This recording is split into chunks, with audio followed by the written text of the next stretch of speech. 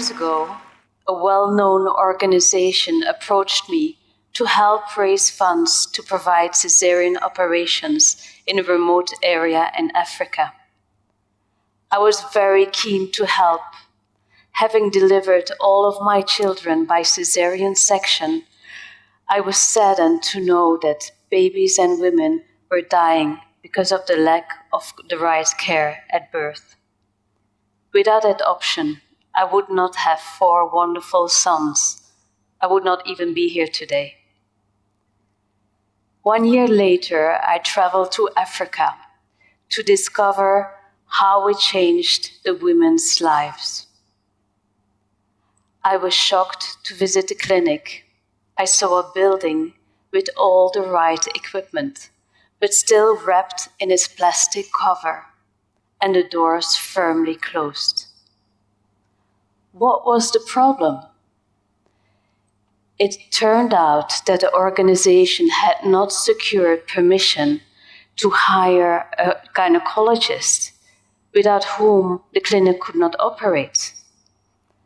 So what started as a great idea turned out to be a complete waste of effort and money. Women and babies were still dying. It was at that moment that I realized that giving money is just not good enough. I also recognized that the only way to make sure the funding went to the right people is to start my own organization. But I had no idea where to begin. A few years later, I went on a holiday with 2 of my best friends to Sumba, an island in Indonesia. We fell in love with Sumba, unspoiled beaches, a very interesting animist culture, and a very welcoming population. The only foreigners we met during those travels were investors and speculators. They were buying land. During my visits to the local villages, I was shocked to see the contrast between the beauty of the island and the extreme poverty of its population. Those people weren't ready for a tourist invasion, but they needed the investment and the jobs. I started to feel very uncomfortable. I had to do something, but what?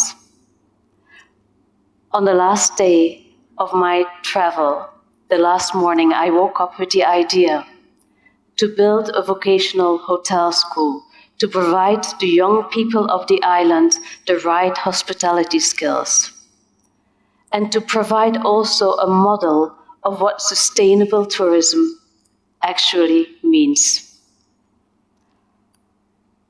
I went back 1 month later. I bought land and started my foundation. I realized I could not do this by myself. I needed the support of the local communities. I was very lucky to meet an incredible Sumbanese woman who understood my vision and believed it to be a long-term solution for the whole island. Demta became head of our foundation. Today, our project is an education center with different layers. It's a green vocational hotel school that combines hospitality skills, life skills, and environmental awareness. We have a small eco-resort that welcomes tourists and is a training ground for our students. Inspired by Cynthia and John Hardy's Green School in Bali, the entire campus is built out of bamboo. We organize weekly and monthly trash walks. We 100% off-grid with solar panels and have a water filtration system to save water. 3 times a week, our campus comes alive when 150 children of the local community come inside for their free English classes. Our students are the teachers, which is a beautiful example of giving back to their community. All this was only possible by working step by step with the local communities. Tourism was a new concept because Sumbanese were all farmers. Vocational education had a bad reputation because the local provision was of poor quality. There was also the resistance against our 18-month length course because parents wanted to send their children home to work abroad fast to earn money and send back home. To build engagement and to better understand their needs, we traveled through the whole island. We met government officials, other stakeholders, and visited over 50 schools. Together, they realized, after now in our 4th year of operation, people look at us rather differently. The children are working in a safe environment. They're building careers, and they can send money home to improve housing and also schooling for their siblings. Meet Novita.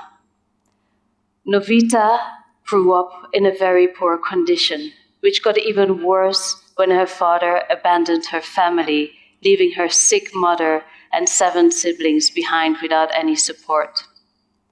She went to work in Singapore as a housemaid to earn money, but the working conditions were so bad that she decided to return back and entered our program.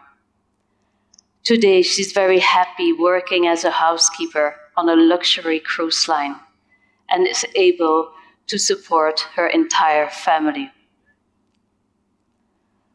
So, where do we go from here? We truly believe we created a blueprint for responsible tourism development, not only for Sumba, but for the rest of the world in undeveloped regions. I welcome anyone who is interested in this model to come and see us. We would love to share the information. The genuine gratitude, the motivation, the positive energy and the success of our students, it is what keeps us going.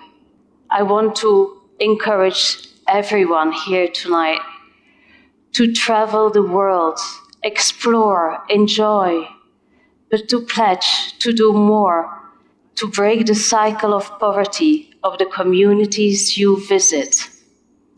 You don't have to start your own foundation. Just get involved. Maybe if you stay in an exotic location, start by have a conversation with the staff. Small individual changes can make really big impact, and together we can prove that sustainable tourism can be a force for good.